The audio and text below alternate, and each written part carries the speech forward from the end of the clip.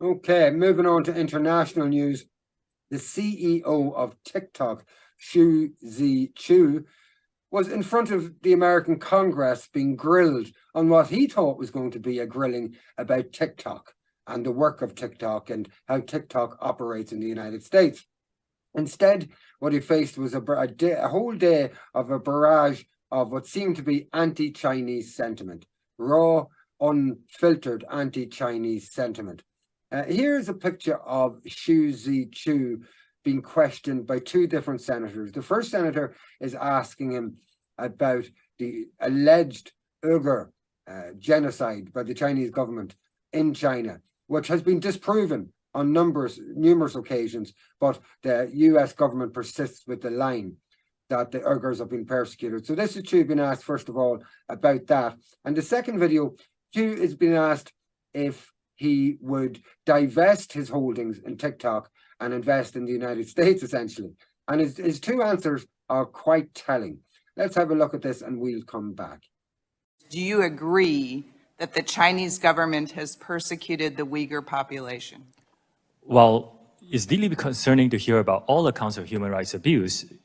My role here is to explain what our platform does on this. It's a pretty easy question. Do you agree that the Chinese government has persecuted the Uyghur population?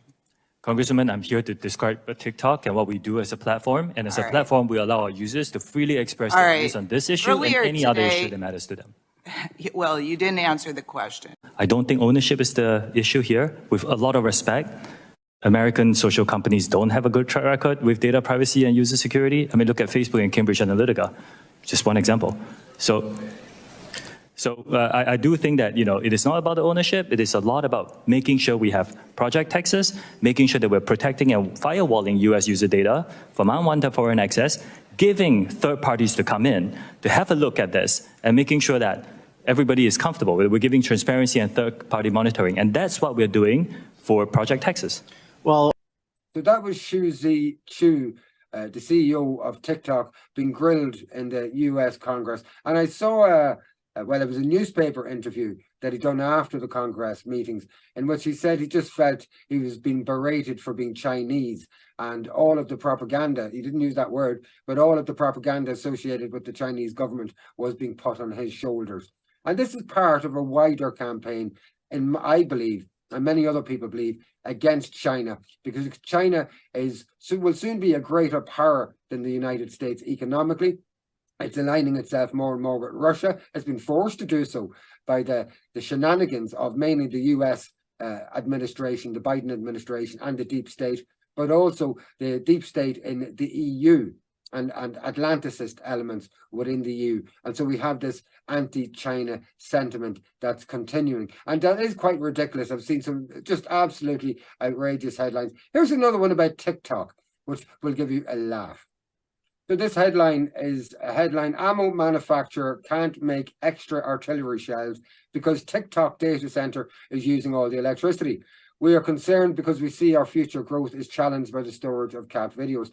So this is trying to actually suggest that TikTok is stopping the West from arming Ukraine, because the energy being used for TikTok should be used for the manufacture of ammo. It's just an absolutely ridiculous, in my mind, discrimination-laden headline. What do you think, Padraig?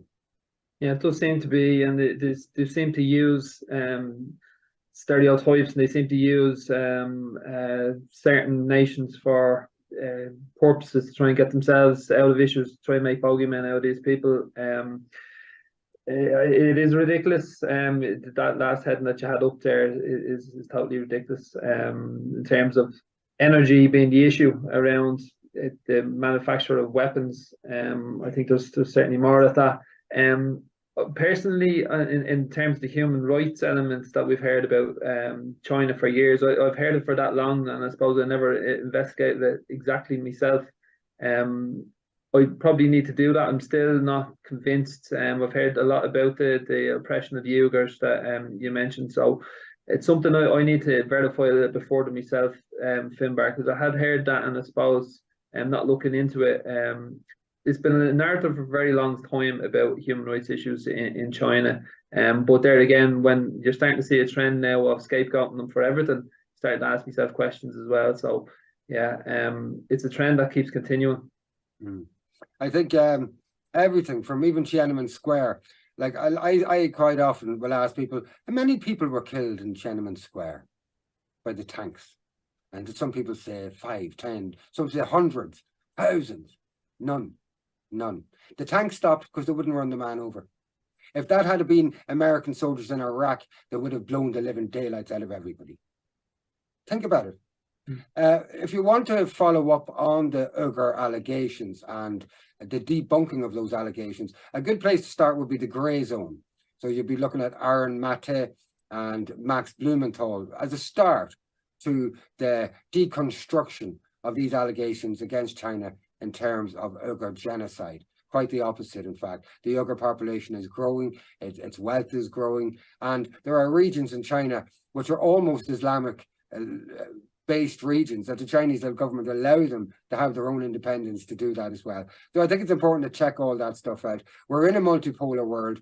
We have to abandon and drop this James Bond type nonsense that was drilled into our heads since we were children, and we have to mature up and we have to look at the world in a mature way.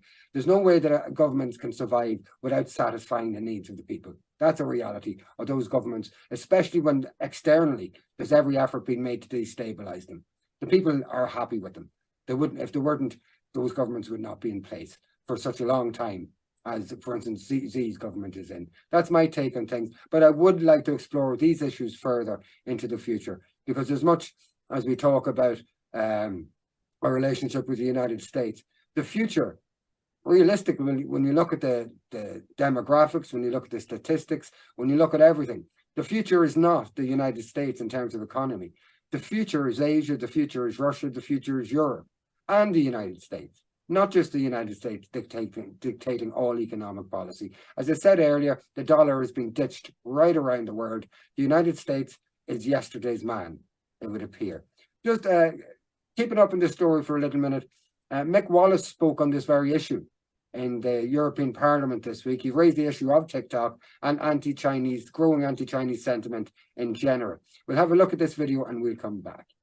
The move against TikTok has more to do with a reckless new Cold War posturing and driving a wedge between the EU and China than anything to do with safeguarding user data. It's true that TikTok has the capacity to control content and collect and store its users' personal data. This is also true of Google, Facebook, Twitter and others. There are countless ways for governments to target people. If we really cared about this, why didn't the Commission do nothing to address the abuses revealed by the prison programme revelations? Why don't we have a set of rules that adequately protect people in the EU? Governments that restrict access to Western platforms are accused of being authoritarian. Yet now we're banning platforms based on pure suspicion and speculation. We have regulations for a reason. They should be applied to all platforms in a rational manner. We can engage with companies to address concerns. Instead, we're busy making ourselves look unreasonable, confrontational and almost as hysterical as the Americans. As a final comment from me on this TikTok issue, I was amused by the musings of a number of American tweeters who were lamenting the fact that in China, the children on TikTok are interested in science, experiments, education, nature, all those kind of things. And the kids on TikTok in the United States are interested in violence, sex, drugs, all these kind of things. And he was trying to suggest that it was the Chinese government making this happen, when in reality, TikTok reflects its own culture. TikTok reflects the cultures of the users. And as just like Facebook and all the other ones do. And as a result of that, the reality is he looked in the mirror and he didn't like what he saw. Any final take on this issue, Porter? No, I think it's true. I think the comments were made as well around Cambridge Analytica and like, I mean, what was exposed there. So like it is hypocrisy to say that there's a bigger threat coming from the Chinese side than there is from European or American side. There is a threat from China. There is the threat that China will continue to do good business and be good business people. That's the threat, because the United States and certain elements in Europe feel threatened by that because they want to be number one, or they want to stay number one. And China is doing what we asked them to do good business, to be globalists economically. And when they do it and they succeed in it, they're punished. And to my mind, it's just what the mafia do, what the United States do. Don't buy from them or we're going to burn your business down. Just like what the mafia do.